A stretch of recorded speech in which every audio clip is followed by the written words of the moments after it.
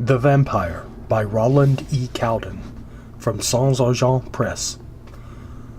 This book copyright 2011 by Roland E. Cowden. This reading performance copyright 2017 by Roland E. Cowden. To my son. Chapter 1. Blood Will Tell. You'll come crawling back like you always do after you've had your fill of some other man's dick. My name ain't Hosea. I didn't set out to marry no whore. You're the one who'll come crawling back, she said, begging on your knees for me to take you back. You know you can never get enough of me, and you may have that temporary custody order, but that's all it is. Temporary. I'll have them kids back before you know it. I'm their mother, and you're just the father. You don't stand a snowball's chance in hell of keeping them kids before it's over. I'll have them. I'll have you paying child support you can't afford, and you'll still be eating out of my lap. You'll be begging for my leftovers or whatever I'll let you have. Even if you could stay away from me, and you can't. Here she ran her index finger slowly into her mouth, her lips prominently wrapped around it, and then slipped it out wet, quick, and noisy. I know you, Stanton Lee. You won't be able to stay away from them kids. I'll have them, and I'll have you any time I want you, anywhere and anyway. You watch and see. I'll shake it for my lawyer, swing it for the judge, and your temporary custody order will melt away like snow on Satan's ass. You're a bloodsucker. You always have been. You've just about drained the life out of me, he said, looking at her in the harsh yellow light of the naked front porch bulb. She was still a good-looking woman, blonde hair, full hips and heavy breasts, prominent cheekbones tapering down to a V-shaped dimpled chin centered by lips of a sensuous heft. But years of dissipation, spelled with respites of repentance in the wagon, had given her green eyes in the set of her eye sockets a hard look, the kind of hard he would never have gone for in a woman today. She saw his eyes taking her in, intuited with animal instinct his thought, and snarled, "You bastard! Get the fuck out of here! I'll call the law! I'll take out an order of protection on you!" Here she slapped herself hard once in the face. "We'll see if the courts let a wife-beater keep her kids from her!" She ripped her ribbed hot pink sweater top at the neck, slicing herself with her fingernails in the soft flesh indentation just below the joining of the shoulder and the clavicle. "You know I only came by to get the little one's spry cell. The drugstore's closed, and she told me there was a prescription bottle with a few pills left over in the medicine cabinet. Left over from that last camping trip, when we left spares behind in case the others got lost. I figured that's one pill you wouldn't have eaten." He knew he shouldn't have said it, but the residue of love that he'd once felt for this woman to whom he'd entrusted everything he was and had and all his dreams and hopes rose up in him, causing a pain screaming to be released on himself or another, and having never been inclined to be a cutter, he'd directed his pain at her. He would have said 9 months ago that he was directing his pain at the source, but 9 months of therapy and work on his codependency had brought him to the point where he recognized himself as the source of his pain. His willingness to allow her to push his buttons, not her flaw to be dealt with, but his. Her meanness or torment in driving her to push those buttons was her own karma to deal with, but that meanness could only hurt him if he allowed himself to be hurt. "At least you caught yourself, you old son of a bitch," he thought to himself in self-congratulations that died in the hot blast of her profanity. "God damn you, you motherfucker! You think you're so goddamn good, so goddamn high and mighty, so fucking cool, you think you're shit sherbet and piss icicles, and you're such a cold mommy's tit-sucking celibate that you probably do." He had went to step by her, but her colorful language, its heat in contrast to its imagery, and his attempt to practice detachment had struck suddenly with the humor of the situation, and this, with the pain and tension in him, caused him to burst out in laughter so strong that he bent over to hold his stomach, his laughter driving her anger to a higher and higher pitch, which in turn made him laugh harder and harder until the tears were running out his eyes. When at last he could stand up straight, she had stopped cursing, and as he raised himself upright, his eyes looked straight into hers, cold and green, almost yellowish with feline hatred. Her recognition that her speechless rage was about to cause another laughing fit in her husband, whom she blamed for her addictions and self-pity, fueled her self-hatred, and she leapt at him, claws extended, raking hell out of the right side of his face, plowing his skin up under her nails, and the scent of his blood drove her to put her face up to his and sink her teeth into the torn side of his flesh. His pivoting of his torso to the right threw her off him, off the porch and down the steps, where she hit hard every one of the hard-edged wooden steps, so that by the time she hit the ground she had guaranteed herself in a day or two a collection of blackened blues to parade before her attorney and eventually the judge. She'd thought of it even before she'd hit the ground, and had smiled briefly before her body's pain had brought her back to her previous state of obscenity. Stanton Lee had thought of it as well, but he wasn't smiling. His impulse was to get the Sprycel and get the hell out of there as quickly as possible. But when he didn't hear her footsteps storming up the steps, and instead heard from his moving location within the house the opening and slamming of the truck door, his blood turned cold.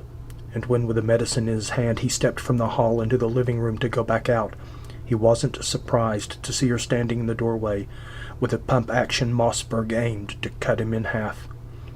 She pumped a shell into the chamber and tucked the stock in against her body, white-knuckle grip showing her squeeze on the shotgun.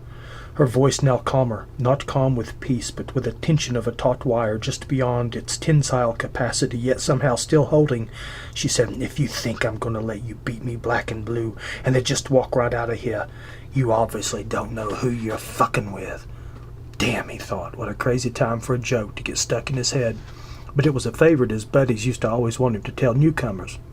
What's the difference between a woman PMSing and 100 screaming Arab terrorists?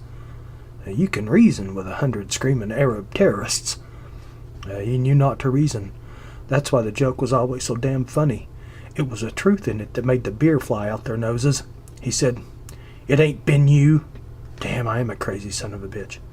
But when she didn't shoot, crazy like a fox, his conscious thought process just now catching up to that part of his reasoning too fast for self-observation.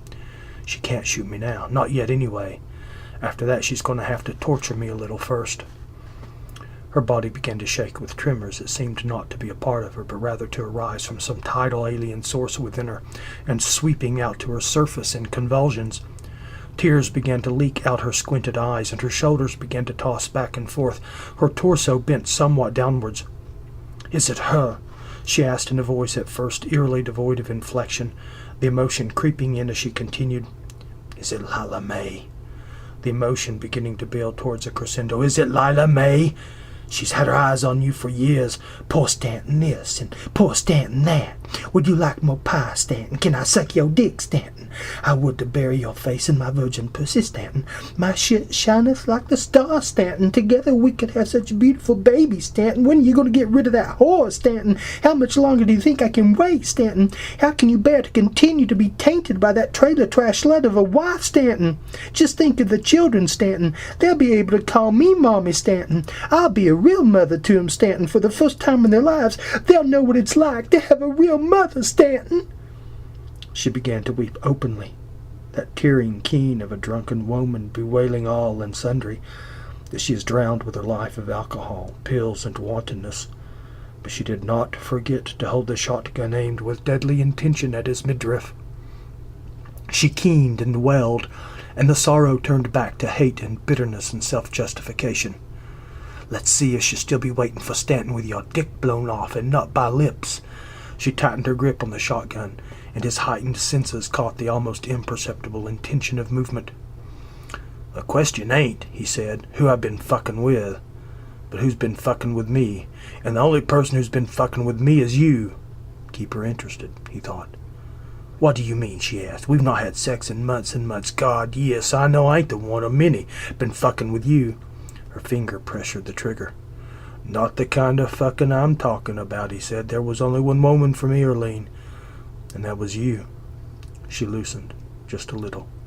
"The problem was that you thought making love was just fucking, and you see there are only 3 kinds of fucking. There's fucking with, and that's what you started doing with my mind when you realized that you could, that I'd given you that kind of power over me, and instead of respecting my love for you and my trust in and giving to you, you used my heart, my love, to start fucking with me." "I never did," she cried. "I loved you, Stanton. I love you still, Stanton. I didn't mean to be fucking with you." "Ain't finished, Erlene. Fucking with is just first. Second is fucking up. You started getting fucked up, whether with cheap booze or pills, oxys and shit, and then you started fucking up. How many times have I come home and not even found you there with the kids and them unwashed, unfed, and uncared for? I begged you on my knees to be a mother and a wife, and you'd laugh in my face. Do you remember that? Laughing in my face when I was down on my knees to you, begging you to be the woman I believed you could be. You'll be on your knees begging me again before it's over with, she said. You'll beg for whatever I'm willing to give you. Well, that's just too, Arlene. That's just fucking with and fucking up. No, you went on. Graduated from the Harvard of fucking by going on to fucking around. I know that as a daddy I ought to think the fucking up, especially with the youngins, the worst. But I knew, or at least trusted, that showed the extent to which you were messed up, that neglecting the babies was a symptom of how far off the path you'd gotten lost. But when you started fucking around and holding it over me, berating my manhood with it, using it to show how much you could come to hate and detest me, how could that not be personal, and the most painful to me in a personal sense? If you'd have been a man, you'd have stopped me. Jesus Christ, Arlene, I beat the shit out of 4 different men before I finally figured out I'd better things to do than take on the entire male population of the world. If only you'd loved me, she wailed. Arlene, I loved you so that I was willing and tried to sacrifice everything I owned and was, and just about have. But nobody's got the right to ask a man to sacrifice his kids. So after you're fucking with, fucking up, and fucking around, I've come to a new kind of fucking. What's that? She asked. Fucking Lalame? No, he said. I'm fucking through. And with that, he lunged for the shotgun. The sound of something like a distant shotgun blast penetrated the thin walls of the trailer, where the Lee girls had first come to live with their father several months ago. What was that? Asked the little one, Sassy Ann. That was Muriel Foughton, said her brother. Her sister Muriel rolled her eyes. More like you thinking, she said to their brother, Bobby E.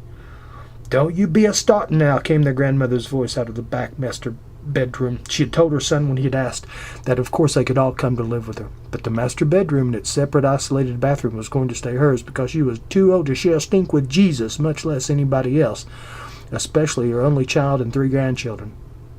Did you hear that? Asked Muriel of Bobby E. She said, don't you be a fartin' now.